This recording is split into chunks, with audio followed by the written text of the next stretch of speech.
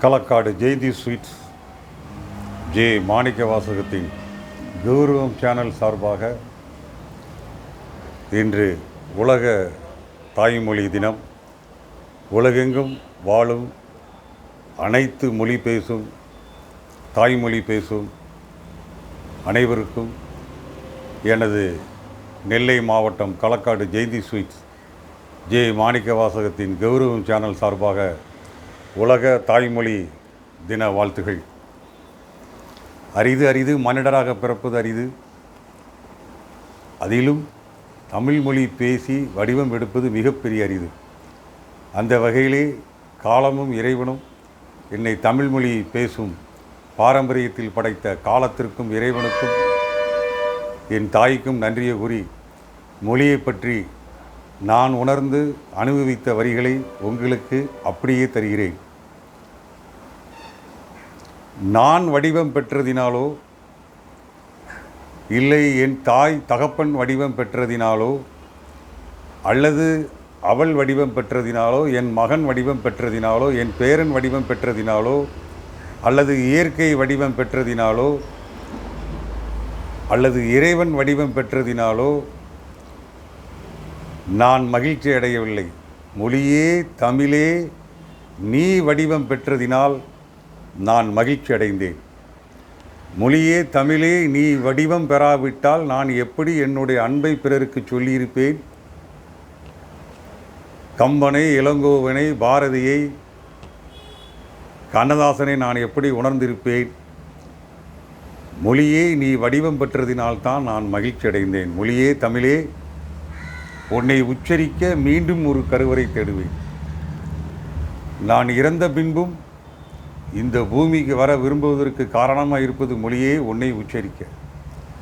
அதனால தான் உன் அருமை தெரிந்து என்னவோ ஐநா சபையின் வாசலிலே யாதும் ஊரே யாவரும் கேளீர் என்று எழுதி வைத்தார்கள்.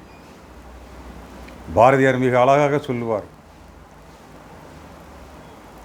தமிழ் மொழி போல் இன்னும் எங்குதனும் காண்பதில்லையே. யாமறிந்த மொழிகளிலே தமிழ் மொழியைப் போல் இனி எங்கும் காண முடியாது.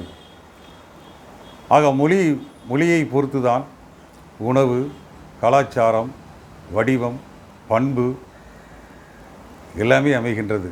தாய் என்பவள் மனித வடிவத்தை சுமந்து வருபவள் மட்டுமல்ல, வாரிசை சுமந்து வருபவள் மட்டுமல்ல, அவள் மொழியை சுமந்து வரும் கரு. ஆனால் தான் தாயை நாம் வணங்குகின்றோம். மொழியே தமிழே கூடவே வருவது என்ன என்பர் இங்கு, கூடவே இறந்த பின்பும் கூடவே வருவது தமிழின் ஓசை மட்டுமே. கூடவே வருவது என்ன என்பர், ஒன்றுமில்லை என்பர். என் அனுபவத்தில் கூடவே வருவது தமிழின் ஓசை மட்டுமே. உலகெங்கும் வாழும் அத்தனை மக்களுக்கும் இந்த யூடியூப் சேனல் சார்பாக வேண்டுகிறேன், ஒரு முறையாவது அம்மா என்று கூப்பிட்டு விடுங்கள். நீங்கள் சொர்க்கத்தின் கதவு உங்களுக்காக திறந்திருக்கின்றது. இதில் இனிய தமிழ் நெஞ்சங்களே, உலகெங்கும் வாழும் தமிழக பெருமக்களே, நீங்கள் எந்த நாடுகளில் இருந்தாலும் சரி, உங்கள் உரையாடலை தமிழிலே உரையாடுங்கள். ஏனென்றால் மொழி சில நேரம் கொஞ்சம் அச்சப்படும், கொஞ்சம் பயப்படும். ஏனென்றால் வருங்காலத்திலே நம் மொழியை தமிழை உச்சரிக்காமல் போய்விடுவார்களோ என்று பயப்படுகின்ற பொழுதுதான் மொழியின் பெருமையை உயர்த்த கவிஞனை படைக்கின்றது மொழி. அப்படி படைக்கப்பட்ட கவிஞர்கள் பெருமக்கள் தான் காளிதாசன், கம்பர், கவிச்சக்கரவர்த்தி கம்பர், இளங்கோ, பாரதி, கண்ணதாசன், பாரதிதாசன் போன்றோர். ஆக மொழி, நான் அடிக்கடி சொன்னது போல, என் உமிழ் நீர் காய்ந்தாலும் தமிழ் நீர் உள்ளவரை, தாமரவரணி உள்ளவரை நான் வார்த்தையில் வடிவமாய் கரையாமல் இருப்பேன். இங்கே எந்த வடிவமும் பெரிதல்ல, மொழி வடிவம் பெற்றதனால்தான் நாம் பேசுகிறோம், அன்பை வெளிப்படுத்துகிறோம், எழுத்துக்களை தருகின்றோம். ஆக மொழியை பேணுங்கள், மொழியை உச்சரியுங்கள், தாய்மொழியிலேயே உறவாடுங்கள், தாய்மொழியிலேயே பேசுங்கள், தாய்மொழிக்கு முக்கியத்துவம் கொடுங்கள். மொழியை மதிக்காதோர், மொழியை உச்சரிக்க தயங்குவோர், தாய்மொழியிலே உரையாடுவது கௌரவ குறைச்சல் என்று நினைப்போர் தாயை பழிப்பதற்கு சமம். இந்த உலக தாய்மொழி தினத்திலே கல் தோன்றா மண் தோன்றா காலத்திற்கு முன்பே தோன்றிய மொழி தமிழ்மொழி. இந்த உதாரணமாக உங்களுக்கெல்லாம் தெரிந்ததுதான், ஒரு கிறிஸ்தவ மதத்தை சார்ந்த மிக பெரும் மேதாவி இங்கு மதத்தை பரப்ப வருகின்றார். இங்கே வந்து அனைத்து நூல்களையும் படித்துவிட்டு திருவாசகத்திலிருந்து, தொல்காப்பியத்திலிருந்து, திருக்குறளில் இருந்து எல்லாத்தையும் படித்துவிட்டு அந்த மொழி எம்மொழி செம்மொழி தமிழ்மொழி அவரை வீரமாமுனிவர் என்று பெயரை மாற்ற வைக்கிறது என்று சொன்னால் தமிழ் மொழியின் பெருமை என்ன?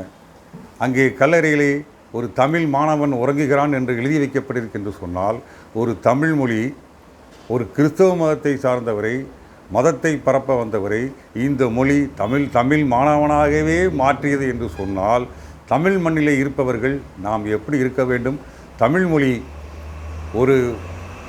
ஒரு கிறிஸ்தவ மதத்தை சார்ந்தவரை வீரமாமுனிவர் என்று மாற்றும் அளவுக்கு இந்த மொழி இருக்குது என்று சொன்னால் இந்த மொழியின் பெருமை என்ன, இதனுடைய ஆழம் என்ன? ஆகவே தமிழகத்தில் உள்ளவர்கள் நாம் தாயை காப்பது போல், நம் மானத்தை காப்பது போல், நம் உறவுகளை காப்பது போல், நம் உயிரை காப்பது போல், தலைமுறையை காப்பதற்கு பணம், ரொக்கம், இடம் எல்லாம் வைத்தது போல் மொழியை காப்பாற்றுவதற்கு உச்சரியுங்கள், தமிழோடு உறவாடுங்கள். நான் சொன்னது போல மொழி வடிவம் பெறாவிட்டால் நான் ஊமை அல்லவா இருந்திருப்பேன் என்று கூறி உங்கள் அனைவருக்கும் இந்த பதிவை கேட்ட பின்பு அவரவர்கள் தாய்மொழியிலே உறவாடுங்கள். ஏனென்றால் இந்த வடிவத்தினுடைய நோக்கமே இந்த பேசும் சக்தியையும், சிந்திக்கும் சக்தியையும், சிரிக்கும் சக்தியையும் தாயினுடைய கருவில் வைத்தான் இறைவன். அதனால்தான் பெண்ணை இங்கு நாம் வணங்குகின்றோம். ஆக இந்த நல்ல நாளிலே இதுவரை நீங்கள் உச்சரிக்காவிட்டாலும் எத்தனை மொழிகளிலும் உறவாடுங்கள், உங்கள் தாய்மொழியிலே நீங்கள் உறவாடுங்கள். உங்களுடைய உள்ளம் மலரும், கண்கள் சிரிக்கும், முகம் செழிக்கும். மருத்துவமனைக்கே போக வேண்டாம், மருத்துவன் தேவையில்லை.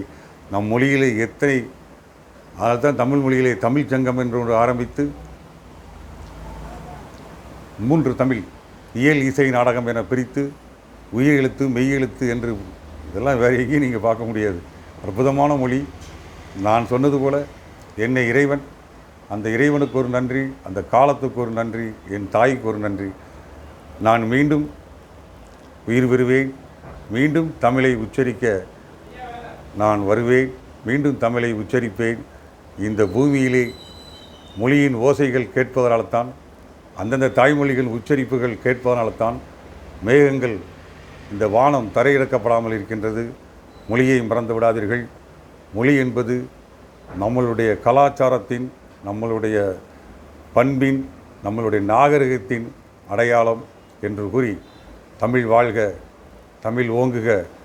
இன்னும் வெளிநாட்டவர்களெல்லாம், மாற்று மொழி பேசக்கூடியவர்களெல்லாம் தமிழ் மொழியை உச்சரித்து பாருங்கள். அதை உச்சரிக்கின்ற பொழுதே அது நாவி கமலத்திலிருந்து வந்து ஆன்மாவோடு கலக்கின்ற ஒரு மொழி தமிழ் மொழி.